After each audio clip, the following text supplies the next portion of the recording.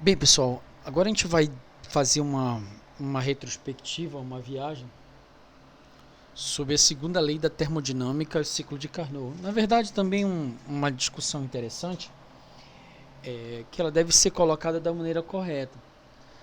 Quando nós falamos da aplicação da segunda lei da termodinâmica, não que seja indissociável da aplicação da primeira, né? Não tem como você dissociar desse processo. Então, é um ledo engano, né? Inferir que eu vou estudar a segunda lei da termodinâmica, então é dissociada da primeira. Não existe isso, né? São processos indissociáveis. E aí a gente vai trabalhar um conceito de ciclo de Carnot, e dentro do ciclo de Carnot iremos fazer abordagens que são inerentes a conceitos de máquinas térmicas. Bem, o ciclo de Carnot, a segunda lei da termodinâmica implica que a variação da entropia do universo após algum processo será sempre maior ou igual a zero. O processo de entropia ele é fundamental à manutenção da vida, né? O caso da igualdade ocorre em processos reversíveis, que é a única situação onde a termodinâmica admite reversão temporal nos mesmos moldes em que a mecânica microscópica, já que esses processos ocorrem com deslocamentos sucessivos e quase estáticos dos estados de equilíbrio do sistema acoplado ao resto do universo, de maneira a manter constante a entropia total. Então, aspectos entrópicos de desorganização do sistema e reorganização do sistema são a base de toda a vida orgânica que a gente conhece, a vida animada e inanimada, né? A entropia ela faz parte até de contextualizações de transferência de energia como a vida em si. O teorema de Carnot ele é postulado na seguinte forma: nenhuma máquina térmica que opere entre duas fontes diferentes de calor pode ter rendimento superior ao de uma máquina de Carnot.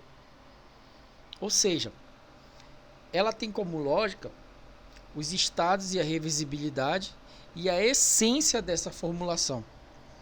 Então, não teremos uma máquina de Carnot, o ciclo de Carnot, se não for baseada em quatro processos termodinâmicos que são reversíveis, como veremos a seguir.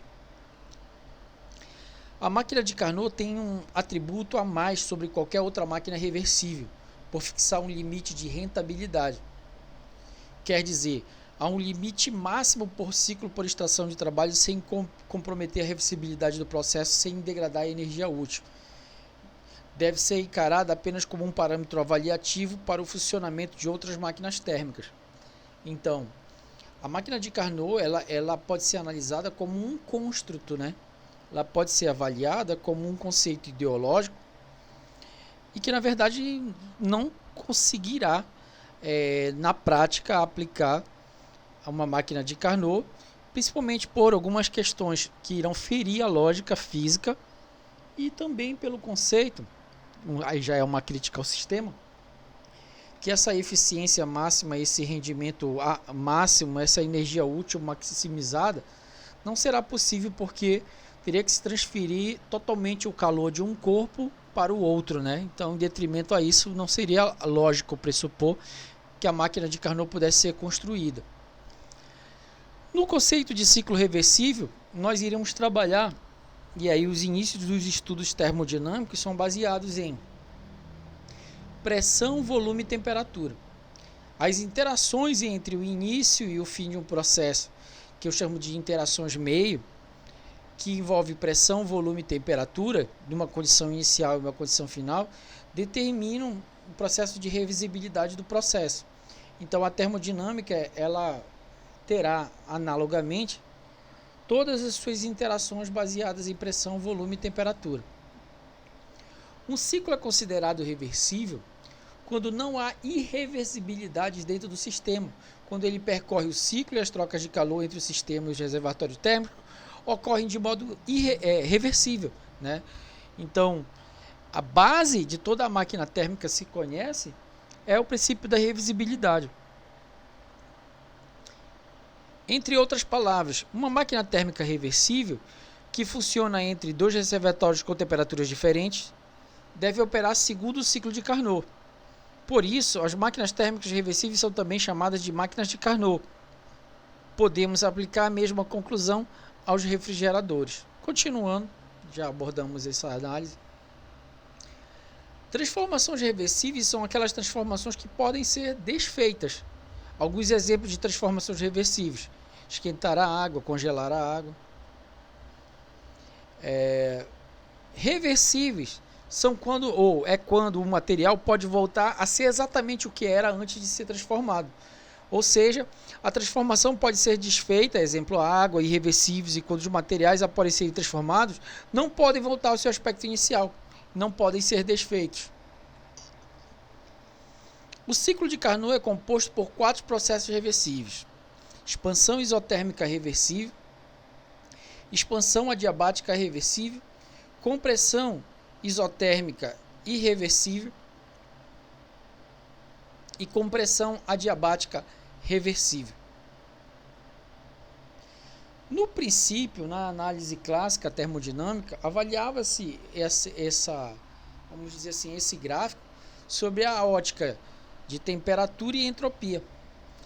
E aí nós temos aqui as variações de temperatura T1 para T2, temos de 1 para 2, 2 para 3, 3 para 4, 4 para 1.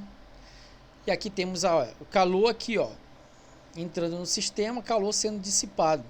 Então, termodinâmica e de equilíbrio clássico, o modelo mais simples da máquina que transforma calor em trabalho é o conhecido como ciclo de Carnot. Dentro dessa área achurada, seria a área que seria quantificado a produção de trabalho.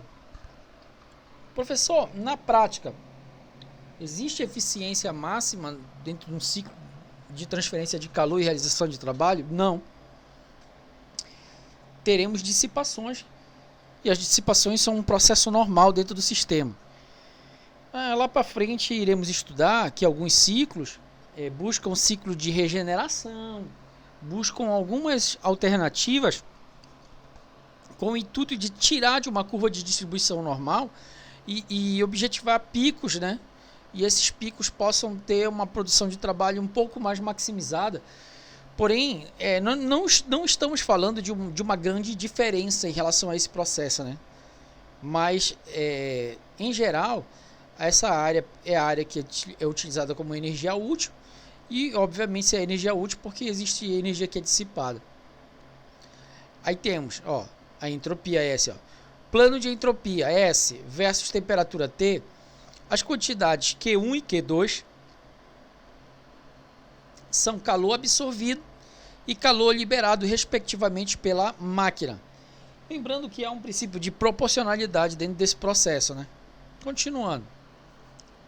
O coeficiente entre calor retirado da fonte Q1 e sua temperatura absoluta T1 é igual àquele calor entregue à fonte Q2 e à sua temperatura T2.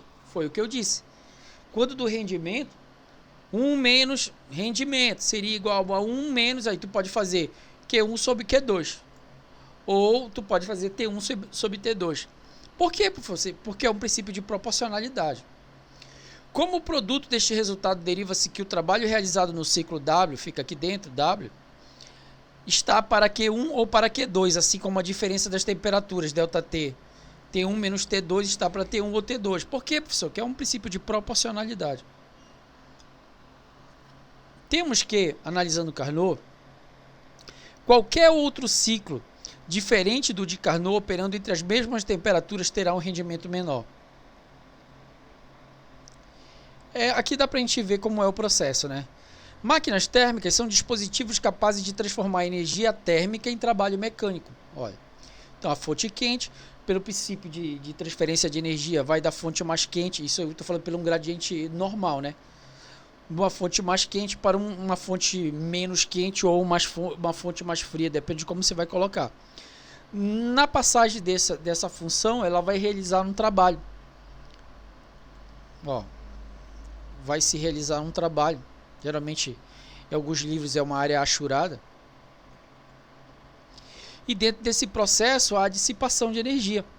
Essa dissipação de energia, ela não é reinserida dentro do processo. É o que eu disse aos senhores, algumas máquinas térmicas têm um ciclo regenerativo, um ciclo que tem a tendência a reaquecer esse vapor para aumentar o pico. Nós veremos lá na frente. Ciclo termodinâmico é a sequência repetitiva de transformações físicas produzidas em um sistema a fim de realizar o quê? Um trabalho. Vamos à crítica, né, a esse processo de Carnot. Até hoje ainda não foi possível desenvolver uma máquina de Carnot. Rendimento corresponde ao máximo que uma máquina térmica pode atingir operando entre determinadas temperaturas de fonte quente e fonte fria. Máximo rendimento. Geralmente, quando comparado o ciclo de Carnot com outras máquinas térmicas, a gente vê que há uma diferença muito significativa. W converte-se espontaneamente em calor, que no caso é o trabalho, né? Sem restrição, isto é, o trabalho recebido pelo sistema é igual ao calor fornecido ao meio externo.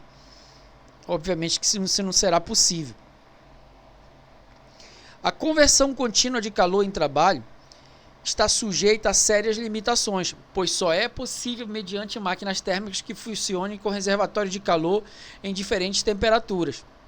Mesmo assim, apenas uma fração de calor recebida da fonte quente pode ser convertida em trabalho, enquanto o restante passa intacto pela fonte fria.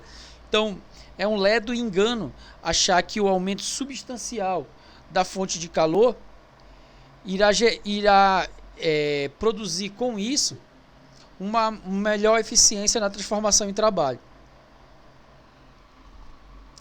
Pelo princípio da degradação da energia, embora se convertam sempre seguindo quantidades equivalentes, um cal 4,18 joules, algumas pessoas dizem 4,19, o trabalho e calor são formas de energia quantitativamente distintas. Isso é fundamental que seja entendido, pois devido às restrições apontadas, calor é uma forma menos útil de energia ou uma forma degradada de energia em relação ao trabalho. Então não é possível você aumentar numa escala linear a oferta de calor e imaginando que dessa forma proporcional você vai aumentar o trabalho gerado dentro da máquina. Não é possível. Para chegar ao próximo sistema isotérmico, um processo real desse ciclo teria que ser muito lento e isso inviabilizaria seu uso, né? A máquina de Carnot é utilizada apenas como um comparativo que mostra se uma máquina térmica tem ou não bom rendimento. Ela é um parâmetro. Todo o calor gerado pela combustão é convertido em trabalho útil? É a pergunta que a gente faz. Obviamente que não, né? A resposta é não. É impossível construir uma máquina que, operando em ciclos termodinâmicos, tenha o único efeito de converter integralmente em trabalho todo o calor recebido. Ou seja, Planck já dizia isso, que não é um princípio proporcional.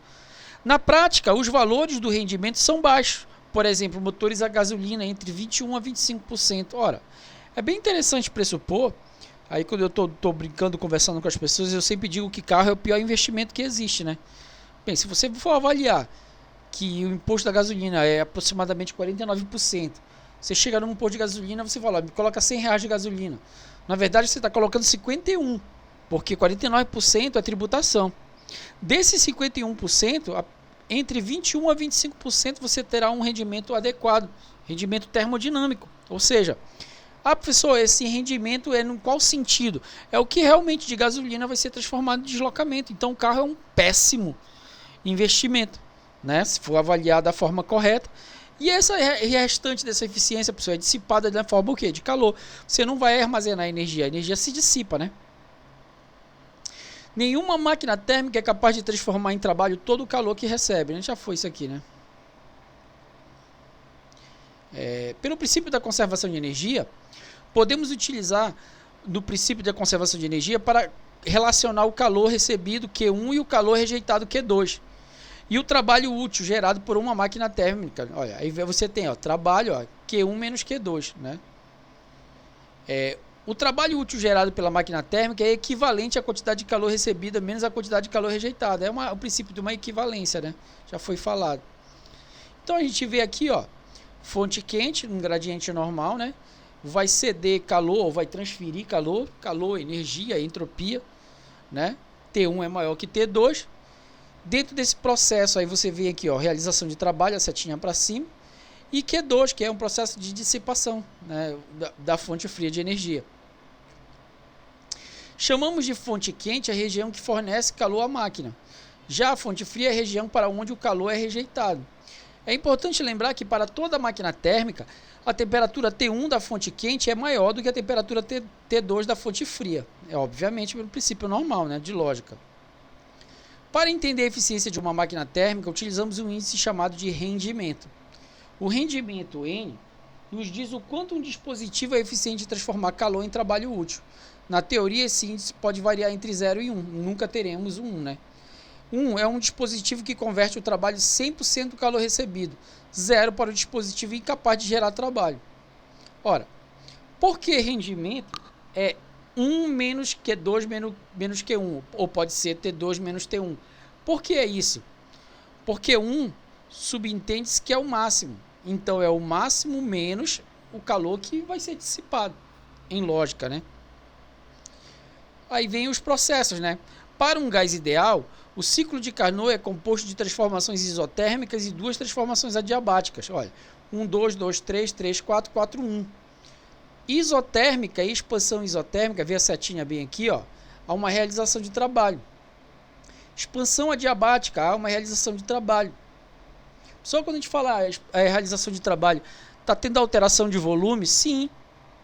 Né? Só que, ó, alteração de volume, ó, mas a mesma temperatura, ó, tá? A mesma temperatura.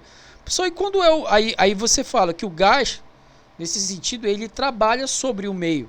Ele está realizando um trabalho sobre o meio, nas expansões. Quando do processo de compressão, a isotérmica, ó, o trabalho é negativo. Então é o meio que está realizando um trabalho sobre o gás. Ó. E quando da compressão adiabática, o trabalho é negativo. Só se não tivesse alteração de volume, não teríamos dentro dessa área achurada o trabalho útil. Não, se não houvesse alteração de volume, não haveria realização de trabalho. Os calores trocados com as fontes e as temperaturas absolutas, temperaturas medidas em Kelvin, dessas fontes possuem relação de proporcionalidade. Foi o que eu disse agora. Q2 sobre Q1, T2 sobre T1. Ó. Dessa forma, podemos calcular o rendimento de uma máquina que segue o ciclo de Carnot sabendo apenas as temperaturas de suas fontes. Então, rendimento máximo, eu já disse porquê, né? 100% menos a temperatura. Ou seja, por que, professor? Subentende-se que toda máquina térmica tem dissipação, perda de energia, dentro do processo normal de observância das leis que rege a termodinâmica. Nenhuma máquina operando entre duas temperaturas fixadas pode ter um rendimento maior que uma máquina ideal de Carnot que opera entre essas mesmas temperaturas. Então você vê, olha, Q1 do sistema, ó, calor sendo vamos dizer assim, transferido, energia, realização de trabalho, olha aqui, ó, dissipação energética, fonte fria. E aí temos aqui, ó, as isotérmicas, ó, T1 sobre T2, ó, T1 sobre T2, não, perdão, T1 maior que T2, ó. Aí você tem aqui, ó, as adiabáticas, expansão e compressão, e você tem as isotérmicas, que são a expansão e a compressão, tá? Bem simplório, né? Às vezes as pessoas pensam que é algo muito complexo, na verdade não é. Vamos lá. No processo AB, olha, expansão, ó, expansão isotérmica, o gás se expande isotermicamente, ou seja, não tem diferença de temperatura, quando em contato com um reservatório de calor. Olha, aqui o Q1, ó, tá? Olha aí. Há uma expansão, realização de trabalho. No processo BC, ó, o gás se expande adiabática. Se ele se expande adiabática, né, adiabaticamente, o calor vai ser igual a zero, né? O calor vai ser igual a zero. No caso Desculpe, pessoal. No caso da pressão, né? Quando é avaliado o processo de contração, CD, ó, o gás é comprimido isotermicamente durante o contato com o reservatório. Então o trabalho é negativo. No processo DA, o gás é comprimido adiabaticamente. Então há um trabalho negativo. Dentro dessa área aqui, W, o trabalho líquido realizado pela máquina é igual ao calor líquido recebido num ciclo. O gás inicialmente sofre uma expansão isotérmica, AB, na temperatura T1 da fonte quente, recebendo da mesma quantidade de calor Q1. A seguir, o gás sofre uma expansão adiabática, ABC, reduzindo sua temperatura para T2. Em sequência, o gás é comprimido isotermicamente na temperatura T2 da fonte fria, cedendo à fonte uma quantidade de calor Q2. Finalmente, o gás volta ao seu estado inicial por uma compressão adiabática, aumentando a sua temperatura T1. O trabalho reduzido pelo gás durante o ciclo é representado pela área interna do ciclo. Então, olha aqui, ó. É só nós olharmos a questão de pressão, volume aqui, ó. Então, há uma alteração de temperatura ao longo desse ciclo, ó. Aí a temperatura sai do valor de A, ó, T1, ó, T1, ó, T2, ó, dentro do processo. Diferentemente da primeira lei, onde o aspecto quantitativo da conservação de energia é facilmente compreendido, a segunda lei refere-se a aspectos qualitativos sobre a transformação do calor em trabalho. Ou seja, por que qualitativo? É uma linha de raciocínio intuitiva de como se processa esse fenômeno, cujos conceitos mais abstratos destoam daqueles normalmente presentes nas demais disciplinas da formação de engenheiro mecânico. Um detalhe interessante: zero absoluto é a mais baixa temperatura que pode ser representada em qualquer escala termométrica. Trata-se de uma temperatura teórica, que é equivalente a 0 Kelvin. Lê-se 0 Kelvin, na qual todas as partículas constituintes de um sistema termodinâmico devem encontrar-se perfeitamente em repouso. Que não é possível, né? Transferência máxima de um calor de um corpo para o outro. O gás ideal é aquele que as colisões entre as partículas são perfeitamente elásticas. Entre as partículas dele não há qualquer tipo de interação como forças atrativas ou repulsivas. Além disso, essas partículas não ocupam espaço, que não vai também ocorrer, né? Rendimento máximo nunca atinge o valor de 1, ou seja, ele não viola a segunda lei da termodinâmica. Para tal temperatura da fonte fria, teria que ser 0 Kelvin, ou seja, zero absoluto. Isso é impossível, pois nenhum sistema físico pode atingir tal temperatura. Transferência total de energia de um corpo para o outro, né? Aqui a gente tem um exemplo aqui de uma máquina térmica, né, do calor, olha, a água, né, o calor sendo gerado, vapor, estado saturado supercrítico. Ele vai atuar, vai realizar trabalho dentro daquela área achurada, né? Dentro desse processo de trabalho aqui, o pistão vai trabalhar, o processo vai passar por um condensador, mudança de estado físico, reservatório frio, dissipação de calor, e ele retorna para um princípio de reversibilidade. A água é aquecida sob a pressão de 500 graus Celsius, o vapor se expande contra os pistão, realizando o trabalho, é expelido mais frio e resfriado num condensador, né? A água é levada de volta ao reservatório. Aqui, basicamente, essa imagem a gente já analisou anteriormente. Temos outros modelos de ciclos termodinâmicos, como o ciclo Otto, ciclo diesel, ciclo de Rankine, que a gente vai estudar. Qualquer outro ciclo diferente de Carnot operando entre as mesmas temperaturas terá um rendimento menor que o mesmo. Então, Carnot é um parâmetro. Aqui um resumo. Calor Q, sinal positivo. Ó. Quando o gás recebe calor, ó, sinal positivo. Tem uma diferença entre a energia interna, obviamente sim. Realizou trabalho, a energia interna é inversamente proporcional. Então, quando ele realiza trabalho, é uma expansão, a energia interna ela é negativa. Quando ele é comprimido, a energia interna ela é positiva. Quando o gás se perde, ó, o calor, sinal negativo. Trabalho. Quando o gás se expande, realizando o trabalho. Quando o trabalho é realizado sobre o gás comprimindo. Variação da energia interna, ó, que eu acabei de falar. Ó. Quando a temperatura do gás aumenta, ó, aí é o sinal positivo. Sinal negativo, quando a temperatura do gás diminui.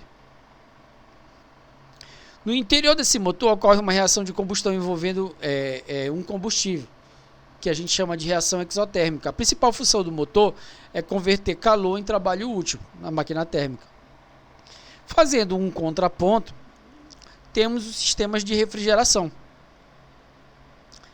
É impossível que uma máquina sem a ajuda de um agente externo consiga conduzir calor de um sistema para o outro que esta temperatura esteja maior. Ou seja, é contra um gradiente de uma lógica, né? Então, para que você passe calor de uma fonte fria, obviamente, para uma fonte quente, o que vai acontecer? ou quando eu digo passar calor, é ir contra um gradiente, tá? Você precisa de uma bomba auxiliar, de uma força energética auxiliar. O calor nunca irá fluir espontaneamente de um corpo para o outro mais quente. De uma maneira natural, não. Na física, chamamos de refrigerador uma máquina capaz de transferir calor de uma região mais fria para uma região mais quente. Para forçar essa transferência, é necessária a realização de trabalho por parte da máquina. É por essa razão que os ar-condicionados e geladeiras precisam estar conectados a tomadas. Eles utilizam a energia elétrica para realizar esse trabalho. De uma forma análoga ao que foi feito para as máquinas térmicas, podemos analisar a conservação de energia em um refrigerador. Q2 igual a Q1 mais trabalho. Olha que interessante. Ó. Note que o calor Q2 rejeitado da fonte quente é equivalente à soma do calor Q1 retirado da fonte fria e do trabalho realizado pelo refrigerador, ou seja, será sempre maior do que Q1, obviamente. Lembram? Eu vou ter que voltar para mostrar, mas olha, dê uma olhada na setinha aqui do trabalho para dentro do refrigerador. Eu vou voltar para vocês verem a diferença da setinha. Olha a diferença da setinha, ó. Para cima, ó. Quando um gradiente lógico, ó. Ó. Ó. Agora vamos lá no refrigerador novamente.